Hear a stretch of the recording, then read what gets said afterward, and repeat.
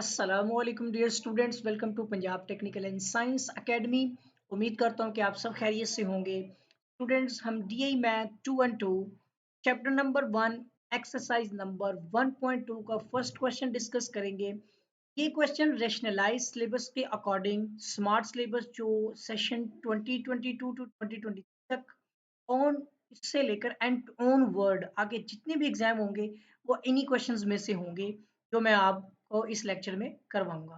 तो lecture start करने से पहले आपसे रिक्वेस्ट है कि अगर आपने अभी तक चैनल सब्सक्राइब नहीं किया है तो चैनल को सब्सक्राइब भी कर लें और बेल आइकन को कर दें ताकि आपको नई वीडियोस नई अपडेट्स जो है वो बर वक्त और बआसानी मिलती रहे। ये लेक्चर स्टार्ट करते हैं। हमने क्वेश्चन नंबर 1 जो है एक्सरसाइज नंबर 1.2 का जो डिस्कस करना है। तो इस क्वेश्चन के अंदर काफी सारे पार्ट हैं। तो क्वेश्चन है evaluate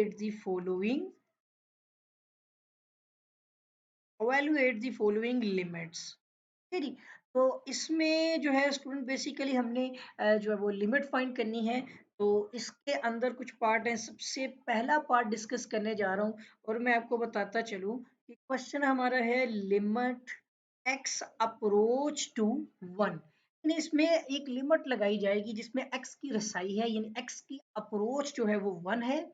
और नहीं, हमारा जो यहाँ पे आंसर क्वेश्चन है वो एक्स क्यूब -3x+5 एक फंक्शन की शक्ल में है और हमने इस पर लिमिट की अप्रोच करवानी है जो कि x अप्रोच टू 1। आप देखेंगे कि ऑलमोस्ट ये अप्रोच x इक्वल टू 1 हो जाती होती है। सही है। तो अब इसमें आप देखें, सबसे पहले आपने लिमिट के क्वेश्चन में एक बेसिक चीज जान लेनी है कि कहीं वो फ्रैक्शनली तो नहीं।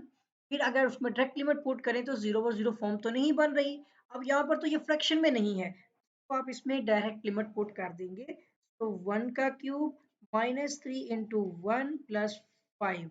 अब सिंप्लीफाई कर लें। 1 का क्यूब 1 ही होता है, -3 1 3 आ गया और +5 आपके पास इस तरह से आ जाएगा। अगर आप पहले पॉजिटिव साइन को ऐड करते हैं तो 1+5 कितने हो गए 6 में से -3 कर देंगे तो आपका इस क्वेश्चन का आंसर आ जाएगा जस्ट ये आपके क्वेश्चन का आंसर आ जाएगा। फिर एक पार्ट तो हमारा हो गया मुकम्मल। आई होप के आपको पता चल गया होगा कि लिमिट में किस तरह की क्वेश्चंस हो तो आप वैल्यू पुट करते हैं। अब मैं इसका आपको सेकंड पार्ट समझा देता हूँ। ये देखिएगा, लिमिट एक्स अप्रोच टू, आपका ये क्वेश्चन भी लिमिट एक्स अप्रोच टू 1 ही है और यहाँ पर फ्रैक्शनली वैल्यू x-1 का square root divide bye x+1 का स्क्वायर रूट। अब जैसा कि मैंने आपको बताया कि फ्रैक्शनली वैल्यू आज एक डायरेक्ट लिमिट पुट करें तो 0/0 फॉर्म बने तो आप उसमें डायरेक्ट लिमिट पुट नहीं कर सकते। तो यहाँ पर आप देखेंगे ऊपर तो 1 - 1 0 आता है लेकिन नीचे 1+1 2 हो जाता है। तो मतलब है कि डिनोमिनेटर के अंदर 0 नहीं बन रहा तो आप इसमें भी डायरेक्ट लिमिट ही पुट करेंगे। ठीक है। तो इसमें भी अब आपने डायरेक्ट लिमिट पुट करनी है। तो हम देखेंगे कि 1 - 1 का स्क्वायर रूट डिवाइड बाय 1+1 का स्क्वायर रूट। ठीक है। और आप देखें कि 1 - 1 होता है 0 का square root divide by square root 2 है। स्क्वायर रूट आपका 0 भी 0 ही होता है स्टूडेंट, कुछ भी हो जाए।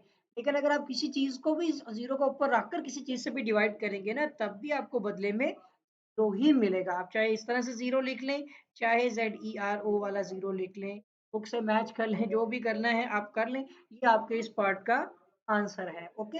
अब स्टूडेंट, आई होप कि आपको इसका सेकंड पार्ट जो है वो समझ भी आ गया होगा और आप क्वेश्चंस अंडरस्टैंड कर रहे होंगे। इसका थर्ड पार्ट देखिएगा। थर्ड पार्ट है कि लिमिट एक्स अप्रोच टू -2। ठीक है, ये एरो है और इसमें आपके पास फ्रैक्शनली है x square divide by x+1। अब अगर आप इस क्वेश्चन को देखें तो ये आपको क्वेश्चन में पता चल रहा है कि ऊपर -2 का स्क्वायर 0 नहीं बनाता, नीचे भी -2 + 1 में 0 नहीं बनता। तो आप इसमें डायरेक्ट लिमिट पुट कर सकते हैं। फर्स्ट ऑफ ऑल जो केस आपको बताया है कि ये फर्स्ट क्वेश्चन में तो वैसे भी ऑल टू ऑल में जस्ट आपने वैल्यू पुट करनी होती है, लेकिन एक्सप्लेन मैंने आपको बताया कि क्यों आप डायरेक्ट वैल्यू पुट करते हैं। वजह ये होती है कि आपकी 0/0 फॉर्म नहीं बन रही होती। इस बिना पर आप पहले क्वेश्चन के अंदर इसके जितने भी पार्ट हैं उसमें जस्ट वैल्यू ही पुट करते हैं। तो अब यहाँ पर देखिएगा minus minus plus 2 to the 4 हो गया और -2 + 1 करेंगे तो आपको -1 मिलेगा। इस तरह से ये माइनस ऊपर आ जाएगा आपके पास -4। अगर आप वैसे भी 4 डिवाइड बाय -1 करेंगे तो वो आपको वैल्यू नेगेटिव ही मिलेगी। ठीक है। तो -4 आपका इस पार्ट का आंसर आ गया।